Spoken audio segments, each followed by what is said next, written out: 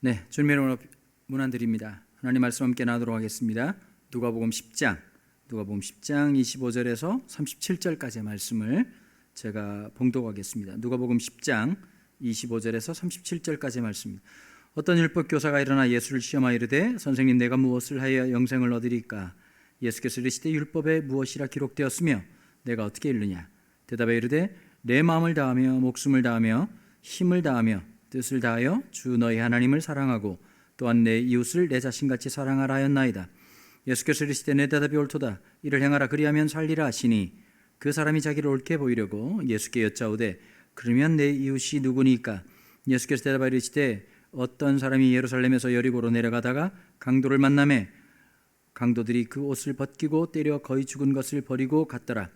마침 한 제사장이 그 길로 내려가다가 그를 보고 피하여 지나가고 또 이와 같이 한 레위인도 그곳에 이르러 그를 보고 피하여 지나가되 어떤 사마리아 사람은 여행하는 중 거기 이르러 그를 보고 불쌍히 여겨 가까이 와서 기름과 포도주를 그 상체에 붓고 싸매고 자기 짐승에 태워 주막으로 데리고 가서 돌보아 주니라.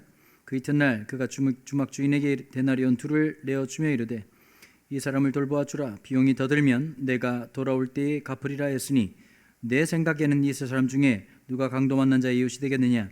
이르되 자비를 베푼 자니이다. 예수께서 이르시되 가서 너도 이와 같이 하라 하시니라. 아멘.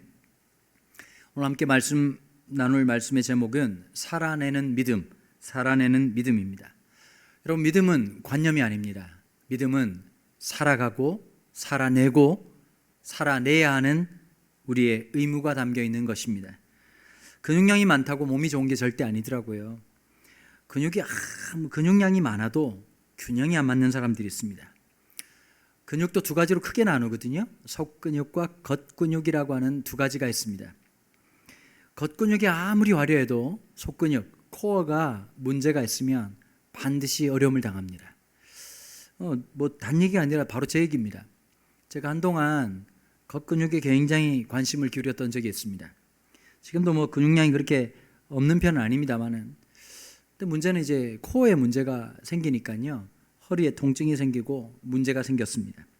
결국 그 때문에 아주 오랫동안 애를 먹었던 적이 있었습니다. 겉근육과 속근육이 균형을 이루는 것, 이성과 감정이 균형을 이루어야 되는 것, 이론과 실제가 서로 균형을 이루는 것 말입니다.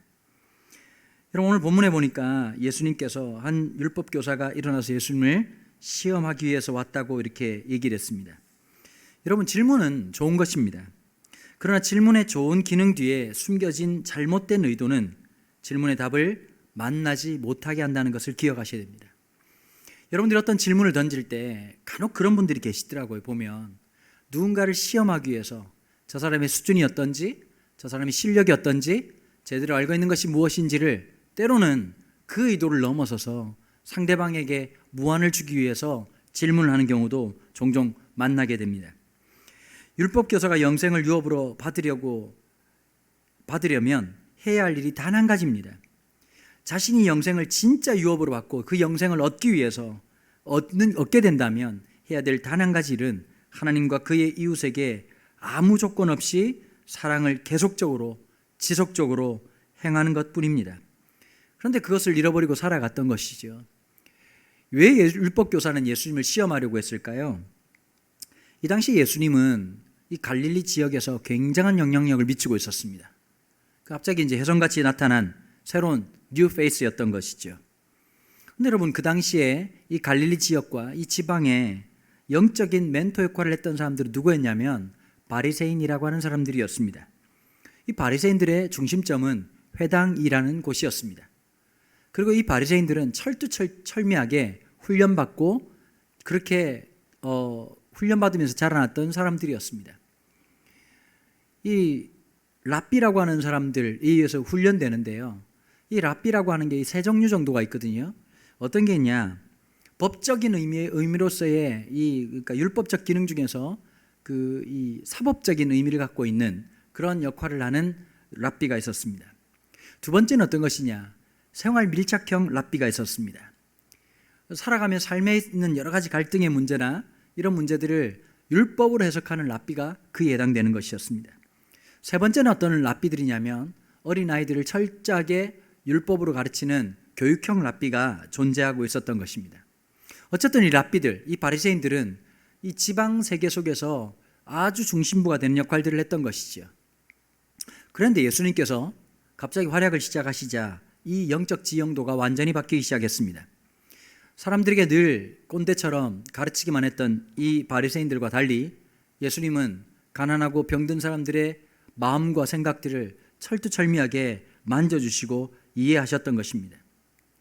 여러분, 사람의 마음을 움직였다, 사람의 마음과 함께했다, 불쌍히 여겼다라고 하는 말이 헬라어로 스팔랭콜리조마이라고 하는 뜻입니다.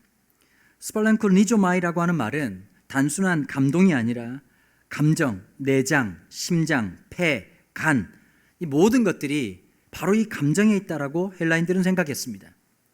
스팔랭콜리조마이라고 하는 말은 모든 내장이 함께 움직였다는 것입니다.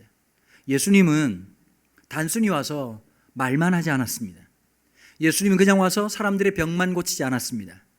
예수님은 스팔랭콜리조마이, 그의 마음이, 그의 심장이, 그 모든 내장 기관이 함께 움직였던 분이었습니다. 긍휼히 여기는 바로 예수님의 모습을 우리는 마주하게 되는 것이었습니다. 반면 율법 교사는 자기의 영적 지형도, 그러니까 우월감이 있고 자기에 있는 이 포지션을 예수님 때문에 박탈당했다라고 하는 이 상실감 때문에 예수님을 끊임없이 공격했던 겁니다. 율법 교사의 질문의 목적은 딱 하나였습니다. 예수님이 무자격자라는 것을 밝혀 보여주고 싶었던 것이죠. 지금도 여러분 한국 사회에서 많이 바뀌었다고 하지만 어느 학교 출신이냐, 어느 학교를 나왔느냐, 무슨 과를 나왔느냐, 스펙을 굉장히 중요하게 생각하는 분들이 많이 계시지 않습니까? 미국 사회도 별반 다를 거 없는 것 같습니다. 우리가 보통 미국이라고 하면 아주 자유롭다고 생각하지만 어떤 분야에 있어서는 한국보다 더 질서와 그리고 이 계통, 이런 걸 중요하게 생각하는 곳이 많다는 얘기를 종종 듣게 되었습니다. 예수님 시대 때도 마찬가지였죠. 예수님은 나사렛 출신이었습니다. 학교 근처에 가보신 적도 없으셨습니다. 더 충격적인 것은 예수님은 동안이 아니라 노안이었다는 사실입니다. 30이 갓 되었던 예수님이 들었던 말은 네가 아직도 50이 못 되었는데, 아마 이 말로 비춰봐 예수님은 굉장히 노안이셨던 것 같습니다. 어쨌든 예수님 학교 근처에 가신 적도 없었고 그야 말대로 듣도 못한 잡스러운 존재라고 바로 이 바리새인들은 생각을 하게 되었던 것입니다. 그런데 예수님이 말씀을 하실 때 사람들이 감동이 있었습니다.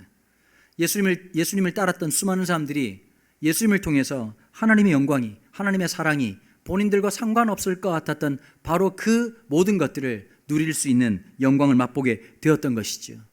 하나님 나 같은 존재를 사랑하시고 하나님 나같이 연약한 존재를 기억하시고 돌보시고 치유하셨다는 이 놀라운 사실 자체로 수많은 사람들은 바리새인이 아니라 예수님을 따르기 시작했습니다. 바로 여기에서 바로 율법교사와의 갈등은 시작되었던 것이죠. 예수님에게 질문을 던짐으로써 예수님이 율법에 대해서 문외한일 뿐만 아니라 무자격자라는 사실을 밝혀 보여주고 싶었던 것이었습니다. 그래서 예수님을 시험하기 위해서 오늘 본문에 보니까 질문을 하게 되었습니다.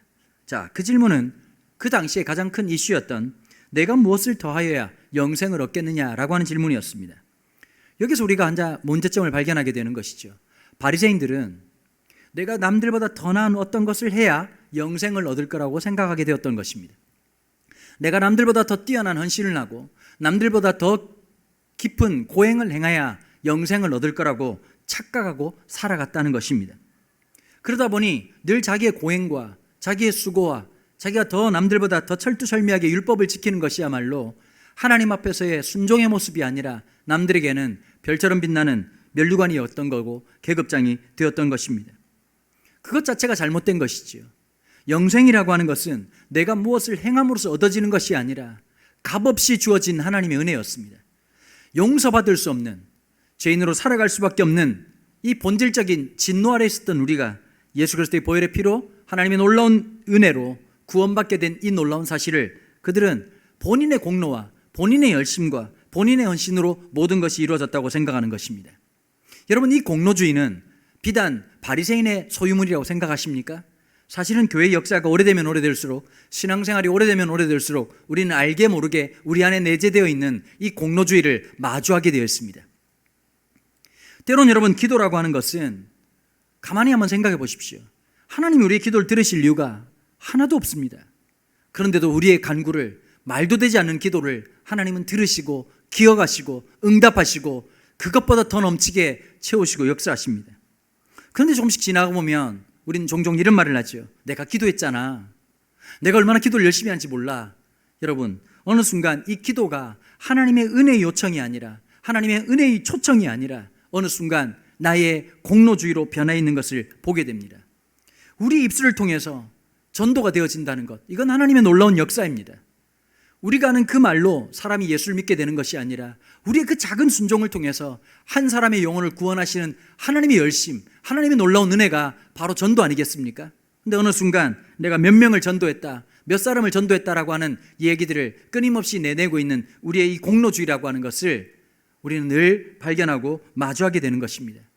우리가 하는 헌신이나 우리의 열심이나 이 모든 것들이 얼마나 많이 하나님 앞에서 우리의 공로주의라고 하는 양상으로 드러나는지 우리는 곳곳에서 보고 살필 수가 있었습니다. 예수님은 그런데 이상하게 답변을 하시죠. 뭐라고 말씀하셨죠? 26절에 예수님께서 이르시되 율법에 무엇이라 기록되었으며 너는 어떻게 읽느냐? 라고 질문을 하셨습니다. 여러분, 이건 굉장히 큰 착각이시죠. 왜 그럴까요? 율법 전문가입니다. 보통 신약 성경에서 율법이라고 하는 것은 모세의 오경을 지칭합니다. 창세기, 출애굽기, 레위기, 민수기, 신명기, 이 5개의 권을, 성경을 모세 오경이라고 얘기하고 율법이라고 할 때 이 모세 오경을 지칭하는 것이었습니다. 이 바리새인 율법학자는 어려서부터, 태어나면서부터 율법을 암송하고 공부하고 묵상하는 사람들이었습니다. 그야말로 그의 전공 분야였습니다. 그래서 이 율법학자는 이렇게 대답을 합니다. 27절, 대답하여 이르되 내 마음을 다하며 목숨을 다하며 힘을 다하며 뜻을 다하여 주 너희 하나님을 사랑하고 또한 내 이웃을 내 자신과 같이 사랑하라 하였나이다. 여러분, 이 말씀은 신명기 6장 5절과 레위기 19장 18절에 있는 말씀으로서 다른 본문은 모르겠지만 신명기 전체에 있는 맥락과 메시지를 가슴에 두는 내용들입니다. 그리고 또 레위기 19장 18절이라고 하는 내용을 통해서 가장 어렵다라고 말하는 레위기의 본질적인 메시지를 담고 있는 내용이기도 합니다. 유진 피터슨 목사님이라고, 목사들의 목사라고 하는 별명이 붙어있는 목사님이 계시죠. 그분이 목회를 하시면서 많은 성도들이 성경 읽기에서 실패하는데 놀랍게도 그 본문은 동서양 모든 것을 초월해서 한국과 다름없이 레위기였다라고 얘기를 했습니다. 그래서 많은 성도들이 레위기를 너무 힘들어하니까 유진 피터슨 목사님, 레위기가 너무 힘들어서 창세기, 출애굽기까지는 열심히 읽는데 1년에 1도 가려고 그렇게 애를 썼지만 레위기에서 여지없이 무너집니다. 어떻게 하면 좋을까요? 근데 유진 피터슨 목사님이 이렇게 답변을 했다고 합니다. 레위기를 건너뛰고 읽으십시오 라고 얘기를 했다는 거지요. 그러면서 그분이 이런 말씀하셨습니다. 레위기를 건너뛰되 꼭 읽어야 될 본문이 하나 있다. 레위기 19장 18절이다. 왜냐하면 레위기 19장 18절에서 창세기, 출애굽기에서 나타나지 않는 사랑하다라고 하는 동사가 주동사가 되어서 명령으로 드러나고 있다는 겁니다. 이웃을 향한 사랑, 하나님을 향한 사랑, 동일하게 데칼코마니처럼 드러나는 것이 하나님의 사랑이 드러나는 그 반대편 영역에 이웃사랑이라고 하는 것이 명확하게 드러나고 있다는 것입니다.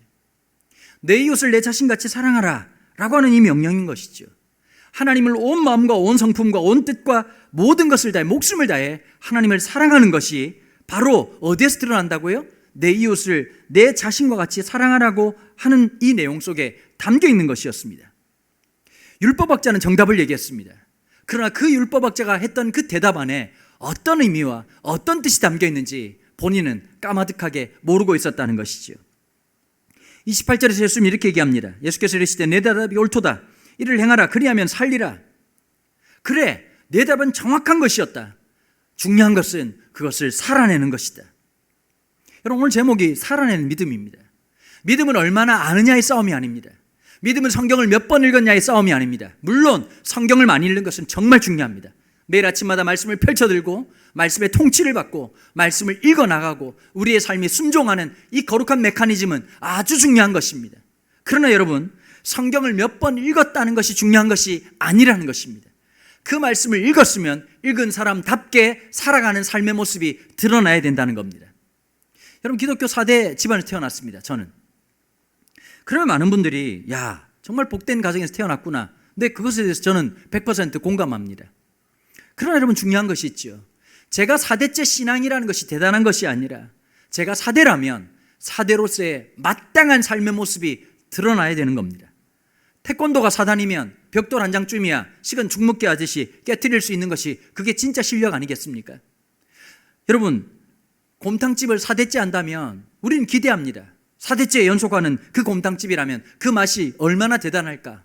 그런데 가서 맛보니 이건 마치 엊그저께 시작한 그런 맛집이라면 그 간판 자체가 무색한 것이고 창피하고 아주 그냥 무한한 것이지요.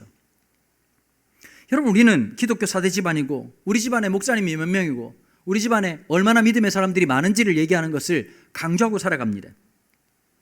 그런데 진짜 하나님이 원하시는 것은 내 삶이 그런 삶을 살아고 하고 있냐는 것이 훨씬 더 중요한 가치라는 것을 기억하셔야 됩니다. 율법에 있는 그 수많은 내용들을 달달 외우고 자다가도 번쩍번쩍 얘기할 수 있는 놀라운 실력을 가지고 있고 그냥 얘기만 하면 성경 구절이 줄줄줄줄 입에 나온들 무슨 소용이 있겠습니까? 대답은 옳았지만 주님이 원하신 것은 그것을 행하라고 하는 얘기였습니다. 그런데 29절에서 그 사람이 자기를 옳게 보이려고 예수께 여짜오되 그러면 내 이웃이 누굽니까? 라고 하는 질문을 던지게 되었습니다. 여러분 한국 사람들은 보통 어떤 사람을 똑똑하게 여길까요? 답을 잘하는 사람들을 똑똑하다고 여깁니다. 그래서 보통 이제 학교 가서 공부 열심히 했냐 이렇게 물어보는 것이죠. 반면 유대인들은 어떤 사람을 똑똑하다고 생각하느냐, 질문을 잘하는 사람을 똑똑하다고 생각한답니다. 그래서 학부모들이 히브리인들 이스라엘 사람들은 학교 갔다 온 아이들에게 이렇게 묻는다고 하지요. 오늘 선생님이 너에게 무슨 질문을 했니? 너는 선생님에게 어떤 질문을 했니? 질문을 한다는 것은 굉장히 똑똑한 행동입니다. 그런데 이 질문에 대해서 놀랍게도 내 이웃이 누굽니까? 라고 하는 질문에 예수님의 답변을 살펴볼 필요가 있습니다. 보통 이 바리새인들은 데피니션을 굉장히 중요하게 생각합니다. 한국 사람들은 조금 감정적인 요소가 없잖아 있지요. 안식일을 거룩히 지켜라. 그러면 그 안식일이라는 것을 어떻게 생각합니까? 단순히 주일날 예배를 드리고 경건하게 지내는 것이라고 생각한다면 유대인들은 질문 자체가 다릅니다. 안식일의 시작은 언제부터이고 끝은 언제입니까? 라고 질문을 합니다. 그러면 예를 들면 원래 이 유대인들의 습관은 밤이 저녁이 시작되면서부터 다음날 동틀 때까지가 하루라고 한다면 해가 떨어진다는 것은 어떤 의미냐? 해가 지평선에서 걸치고 있을 때가 떨어지는 것이냐, 아니면 해머리가 다 가라앉았을 때가 뜨는 것이냐, 이 모든 것을 바리새인들은 규정을 해줍니다. 그래서 여러분 서머타임이라는 개념도 생기고 여러 가지 개념도 생기지 않았겠습니까? 뿐만 아니라 이 사람들은 모든 것을 규정하기 시작합니다. 안식일날 노동하지 말아라. 그럼 질문하는 거죠. 노동은 무엇입니까? 그럼 그것에 대한 규정이 있습니다. 심지어 이 사람들은 디테일하게 하나하나 규정을 따집니다. 안식일날 바느질 규정에 보면 두 땀까지는 노동이 아니랍니다. 걸어갈 때도 497m까지는 노동이 아니랍니다. 497m를 넘어서는 순간 노동이 되는 것이지요. 여러분 실제로 있었던 일인데 미국에서 어떤 한인이 바로 옆집에 유대인이 살고 있었는데 갑자기 소리를 지르면서 도와달라고 help, help 소리를 질렀답니다. 불이 나게 달려가 보니까 어이없게도 에어컨을 좀 꺼달라고 얘기를 했다는 거죠. 너무 어이가 없잖아요. 손가락이 없습니까? 발가락이 없습니까? 지가 끄면 되지. 근데 그 사람 하는 말이 오늘은 안식일이라서 에어컨을 끄면 율법을 금하는 것이라서 범하는 것이라 끌 수 없다고 얘기했다고 합니다. 여러분 예루살렘에 성지순례를 가면 텔아비브의 호텔에 묵게 됩니다. 안식일날 잘못 걸리면 여러분 보통 한국 사람들은 호텔 어디를 좋아할까요? 뷰가 좋은 고층을 좋아합니다. 근데 여러분 특별히 안식일날 예루살렘에 가신다면 고층은 절대 가시면 안 됩니다. 왜냐하면 모든 엘리베이터가 층마다 자동으로 서도록 설정되기 때문입니다. 왜 그럴까요? 안식일날 엘리베이터 버튼을 누르면 율법을 범하는 것이기 때문이었습니다. 그러니 그들의 규정대로 하면 이웃이라고 하는 것은 적어도 내가 납득 가능하고 내가 받아들일 만한 어떤 존재여야 될 것입니다. 그게 학업적으로나 아니면 지리적이거나 아니면 관계적이거나 인격적이거나 어떤 기준 아래서 말입니다.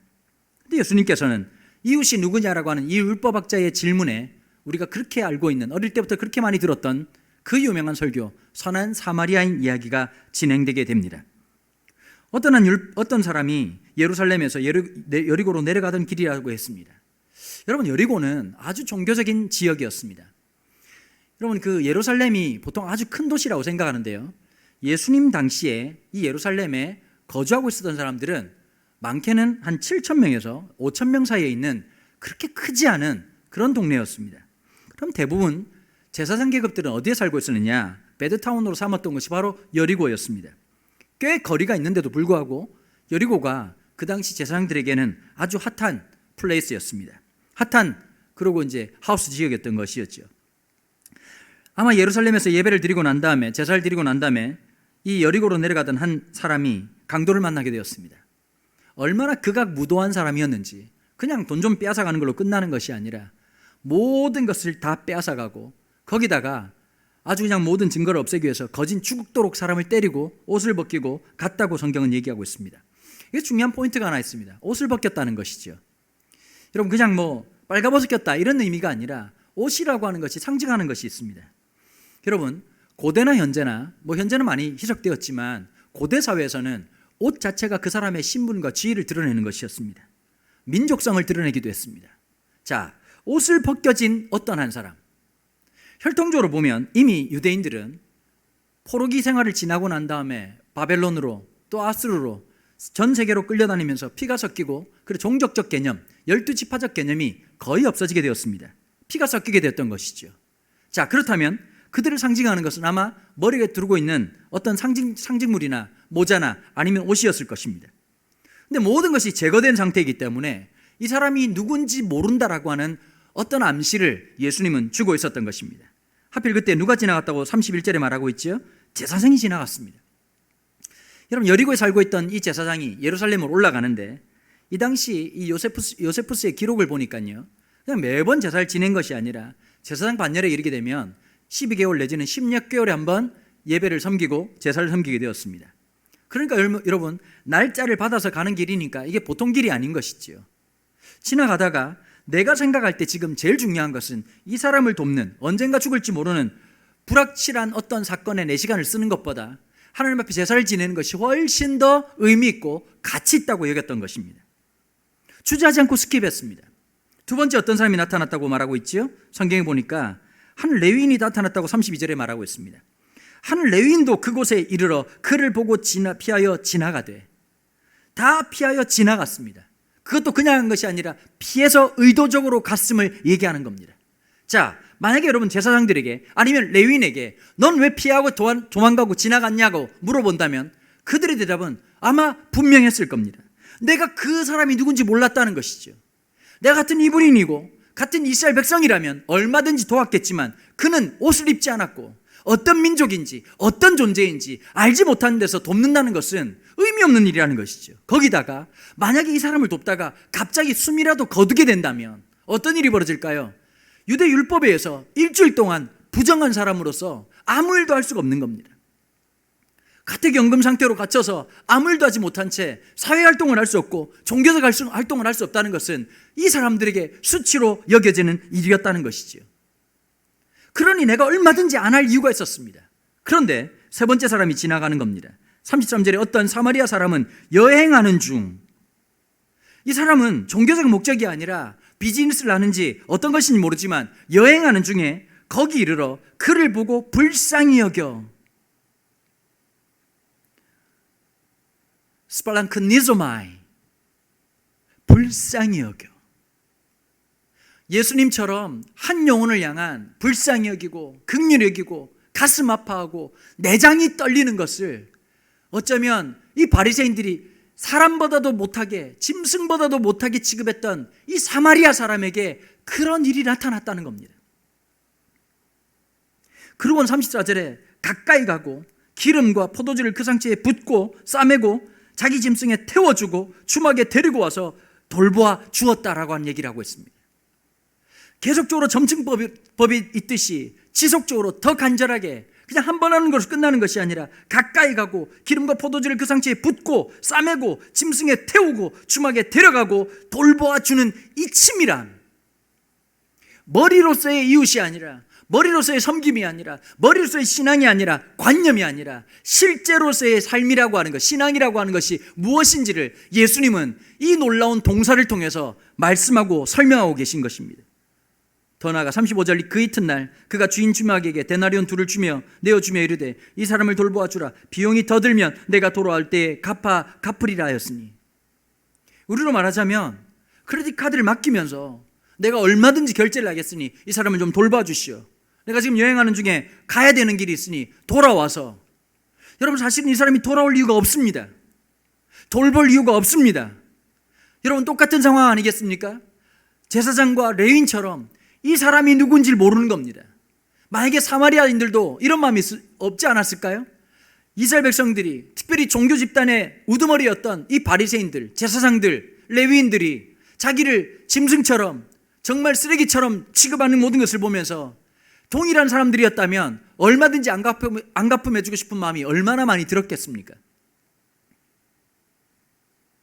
여러분, 이 사람이 그 원수다라고 생각하면 어떤 마음이 들겠습니까? 이 사람이 내 부모를 능욕한 사람이고 우리를 끊임없이 신란한 사람이라면 여러분들은 어떻게 하시겠습니까? 그러나 여러분, 그 사람이 어떤 민족인지 어떤 사람인지를 보지 않았습니다. 옷이 벗겨져서 그가 어떤 사람인지 알 수 없었으나 그 사람의 상처와 그 사람의 아픔과 그 사람의 고난을 보기 시작한 것입니다. 새벽 기도를 하다 보면요, 오시는 분들이 정해져 있죠. 참 놀랍게도 새벽 기도에 보면 교회라고 하는 게 지정자석제가 없잖아요. 내 자리다 이런 게 없는데 새벽 기도에는 존재하는 것 같습니다. 그래서 늘 새벽 기도 오는 분들이 제일 기분 나빠할 때가 언제냐? 자기 자리에 딴 사람 앉아 있을 때입니다. 그때부터 시험 들기 시작하는 거죠. 찬송도 귀에 안 들립니다. 설교는 더더욱 안 들립니다. 거기다가 여러분, 기도하다 보면 각자 스타일이 있습니다. 어떤 분들은 조용히 묵상 기도하다가 주무시는 분들이 계십니다. 렘 수면과 하나님의 임재를 함께 경험하시는 분들이죠. 나지막하게 기도하는 분도 계십니다. 반면 간절히 부르짖으며 기도하는 분도 계시고 방언으로 기도하시는 분도 계십니다. 저는 학부를 고신대학교 신학과를 나왔습니다. 여러분, 혹시 고신이라는 교단을 아십니까? 장로교 중에서 아주 보수적인 교단으로 유명한 학교입니다. 그래서 제가 학교 다닐 때 학부 때 어떤 그 신학과 특별 집회를 하는데 선배 목사님이 설교를 하시면서 그런 얘기를 하더라고요. 목사가 된다는 것은 하나님 앞에 간절히 기도하는 건데 묵상이 깊고 기도가 깊어지려고 하면 이 이마 인중에, 이 이마에, 이마 중간 사이에 이 깊이 패이는 인상 자국이 남아야 된다. 그렇게 간절하게 주여, 나지막하지만 진중한 기도를 하나님 앞에 올려야 된다. 이런 얘기를 하신 겁니다. 맞습니다. 그렇게 조용히 기도하는 기도도 필요합니다. 그러나 때로는 부르짖는 기도도 있습니다.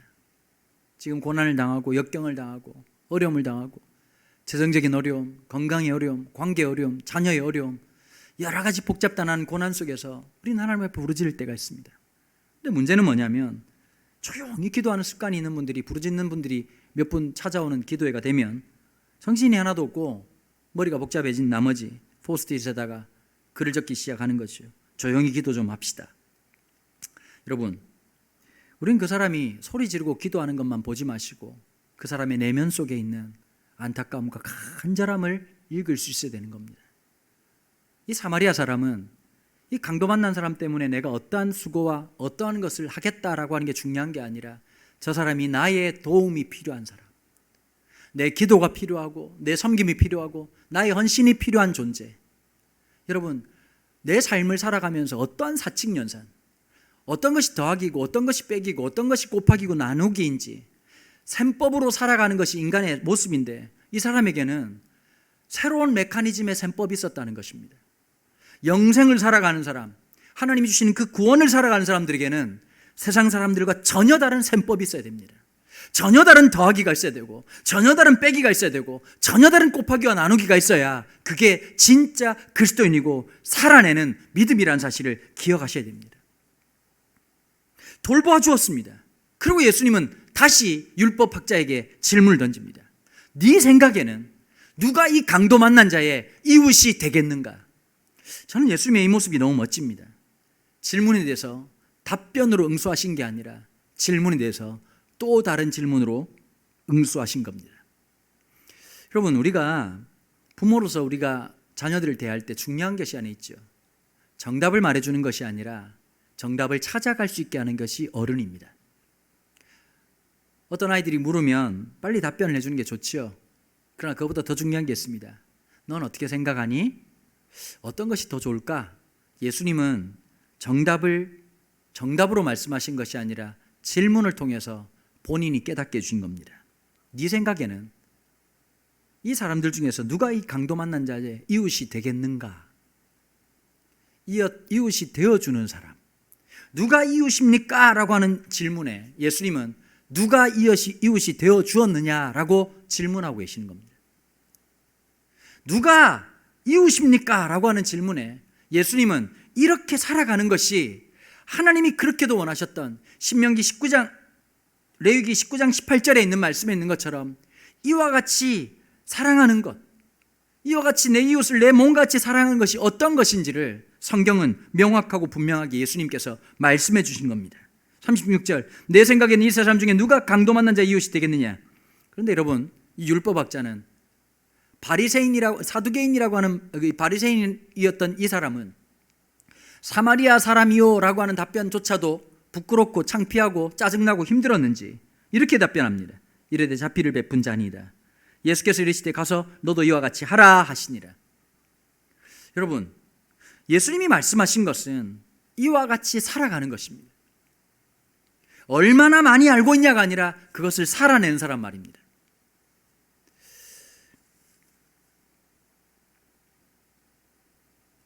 심리학 용어에 인지부조화라는 말이 있습니다. 인지부조화라는 말이 어떤 뜻이냐면 이런 것이죠. 사실을 자꾸 부정하는 겁니다.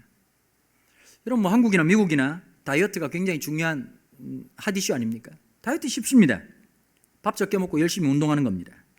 근데 여러분, 참 쉽지요, 말하기는. 근데 그렇게 하기가 참 겁나게 힘듭니다. 그러니까 모든 사람들이 다이어트에 대해서 다 생각하고 있지만 지금 우리의 몸뚱이를 보면 다이어트하고 전혀 상관없는 현실을 만나게 됩니다. 여러분, 공부해야 된다는 건 누구나 압니다. 그런데 그게 그렇게 쉽지가 않습니다. 우리가 알고 있는 것과 실제는 굉장히 차이가 나는 거죠. 예를 들어서 시험 공부를 제대로 하지 않아서 시험 성적이 떨어지는 건 지극히 당연한 일입니다. 그러면 어떻게 해야 될까요? 내가 참 열심히 준비하지 못했구나. 앞으로 열심히 해야 되겠다. 반성을 하고 내가 참 최선을 다하지 못하고 게임하고 딴짓거리 했구나. 반성을 해야죠.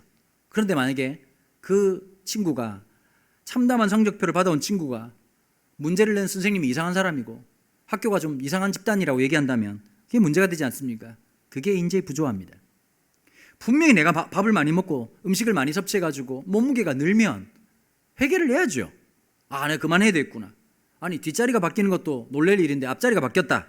그러면 깜짝 놀라서 뭔가 극단의 조치를 취해야 되지 않겠습니까? 근데 갑자기 이렇게 말하면 어떻게 될까요? 저울이 잘못된 거야.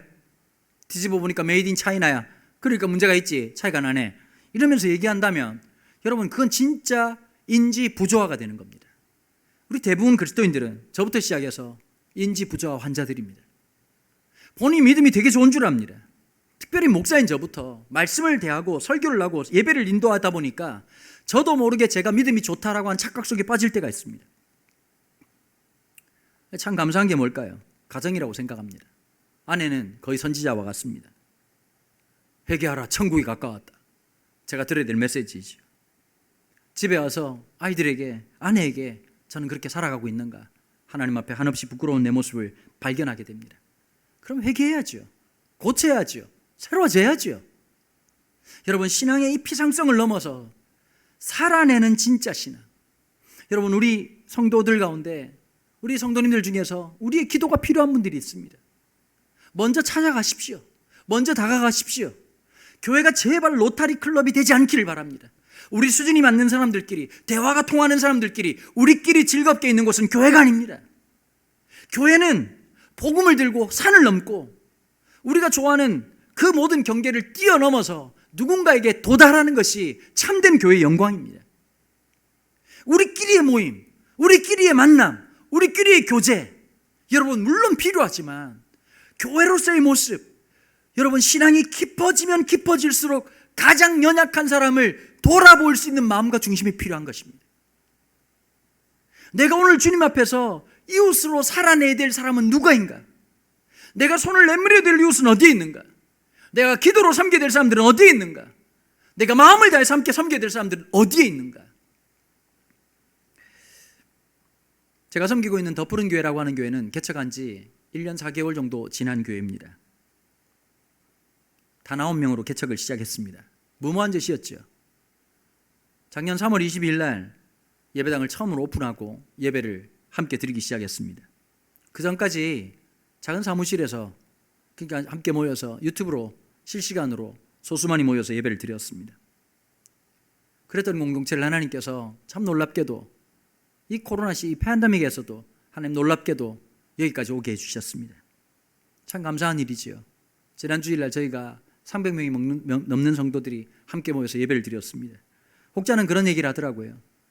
이 코로나 시대에 부흥되는 교회가 있다는 것이 참 감사한 일이다. 여러분, 저는 정말 놀라운 하나님의 은혜를 매주 맛보고 있습니다. 1년 4개월밖에 안 된 이 작은 교회가 하나님 앞에서 한국교회를 섬겨야 되겠다는 마음을 가지고 섬기고 나눈 일들, 특별히 우리 저희 지역사회에 이 동탄이라는 지역은 사실 가난하고 힘든 분들이 거의 없지만 이 화성시를 조금 생각해 보면 여러 곳에 아주 작은 동네에 가보면 연약하고 힘든 분들이 계시거든요. 다문화권에 살고 있는 아이들이 있습니다. 엄마가 외국인들이죠. 거의 다 이혼을 한 가정들입니다. 문제는 엄마가 한국말을 잘하지 못하는 터라 아이들이 발달장애를 앓거나 경제적으로는 아주 열악하기 짝이 없는 그런 상황 가운데 놓여 있습니다. 이번에 저희 교회가 함께 찾아가서 이 다문화 이 복지를 담당하시는 선생님하고 얘기를 하다가 우리가 이 아이들을 섬기고 싶습니다. 근데 대부분 다가 자기가 원하는 일을 섬기려고 하지 이 복지를 담당하시는 분들이 정말 필요한 부분에 대해서 마음을 쏟는 일이 잘 없습니다. 왜 그러냐면 이 모든 일들이 세금과 연관되기 때문에 세금을 떨어내기 위해서 이런 일들을 하는 분들이 되게 많으시거든요. 근데 저희가 가서 이런 얘기를 했습니다. 행정사분들이 여러분들이 정말 아이들에게 필요한 것들 정말 그것을 돕고 싶습니다 라고 얘기를 드렸더니 되게 감동이 하시더라고요. 그러면서 저희가 처음에는 어떤 생각을 했었냐면 아이들한테 좀 신발을 사주고 뭐 요즘 젊은 애들이니까 어린 애들이니까 얼마나 갖고 싶은 게 많겠습니까? 그런 상품권이나 아니면 이 등록금이나 아니면 장학금 좀 지급하려고 했는데 그것보다는 아이들이 확실히 너무 미진하니까 이렇게 그 학습지 선생님들이 와가지고 아이들에게 좀 교육을 시키고 엄마가 잘 못하니까요. 이런 일을 좀 지속적으로 해줬으면 좋겠다. 한 과목당 한 39,000원 하는데 3과목 정도 아이들에게 하고 이걸 한 6개월 동안 좀 힘드시겠지만 좀 도와주십시오. 그래서 저희가 원래 이제 어떻게 생각했냐면 이제 다른 교회 돕는 거 한 1,000만 원 정도 생각을 하고요. 그다음에 이 지역에 있는 아이들 섬기는 걸 한 500만 원 정도 생각을 했는데 하다 보니까 좀 늘어나가지고 거의 한 800만 원, 1,000만 원 가까이를 쓰게 되었습니다. 근데 저희가 그 아이들 6개월 동안 이제 7월 달부터 시작해가지고 이 아이들 돕고 섬기는 일들을 시작하고 또 이 아이들을 위해서 우리 청년들이 함께 선물을 만들고 또 요청을 해주셔서 우리 성도님들이 함께 마음을 모아가지고 이분들이 집안 정리도 잘 안 되시니까 집안 정리나 그 다음에 개보수하는 일들이나 이런 일들을 돕는 도우미 센터를 저희가 운영하기로 했습니다. 여러분, 이게 교회의 존재의 목적입니다. 연약한 사람을 돌보는 것. 근데 너무 놀랍게도 제가 참 놀라운 얘기를 들었습니다. 이 센터에 와서 도와주겠다고 하는 교회가 저희 교회가 처음이었다는 얘기입니다. 물론 많은 교회들이 돕고 섬길 겁니다. 여러분, 여전히 법적인 사각지역이 있습니다. 복지의 사각지역이 있습니다. 신음소리가 울려 퍼지는 곳에 우리가 함께 마음을 쏟고 우리의 중심을 쏟고 우리의 기도를 쏟고 우리의 재정을 나누고 우리의 사랑을 나눈 것, 마치 레위기 19장 18절에 있는 말씀처럼 내 이웃을 내 몸같이 사랑하라고 하는 것, 이것이 바로 하나님이 우리를 향한 주님의 뜻이고 우리를 향한 요청이라는 사실입니다. 사랑하는 성도 여러분, 오늘 이 아침에 우리가 함께 기도로 섬겨야 될 분들이 누가 있습니까? 우리가 늘 해왔던 기도의 제목을 잠시 옆에 놔두고 오늘 제일 먼저 우리의 기도가 필요한 분들, 우리의 충보가 진짜 필요한 분들을 위해서 함께 기도하지 않으시겠습니까? 작은 것이지만 하다못해 메시지 하나라도 사람들에게 전달하고 위로하고 격려하는 일들, 함께 기도하고 있음을 알려주는 일들, 우리가 그 일을 통해서 우리가 누군가의 이웃이 되어지는 진정한 살아내는 믿음을 우리가 순종하고 나아갈 때 우리 속에 믿음의 놀라운 역사가, 성령의 9가지 열매가 풍성하게 맺히는 놀라운 역사가 있을 줄로 믿습니다.